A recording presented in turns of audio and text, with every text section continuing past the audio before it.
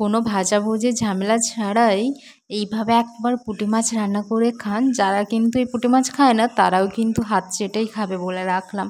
তো ফার্স্ট মাছগুলো ম্যারিনেশন করে নেব লবণ, হলুদ আর সর্ষের তেল দিয়ে। এরপর কড়াইতে ফোড়নে সর্ষে আর শুকনো লঙ্কা দিয়ে ভালোভাবে নেড়ে জল দিয়ে দেবো। জলটা যখন ফুটে উঠবে তখনই অ্যাড করব লবণ, হলুদ। এবার ওই ফুটন্ত জলের মধ্যেই সব মাছগুলো অ্যাড করে একটু ফুটতে দেবো। যখন 70% মতো হয়ে যাবে তখন ওতে অ্যাড করব সর্ষে বাটা।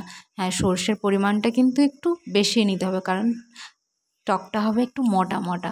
এরপর সর্ষে বাটা অ্যাড করে দেওয়ার পরে অ্যাড করব পাতিলেবুর রস। আর অবশ্যই কিন্তু সর্ষে বাটা দেওয়ার পরেই পাতিলেবুর রসটা অ্যাড করবেন। আর সর্ষে বাটা দিয়ে খুব বেশি ফোটাবেন না।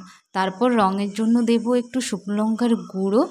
এরপর কাঁচা লঙ্কা সর্ষের তেল দিয়ে গরম গরম সার্ভ করলাম। কী যে দারুণ খেতে হয়, জাস্ট একবার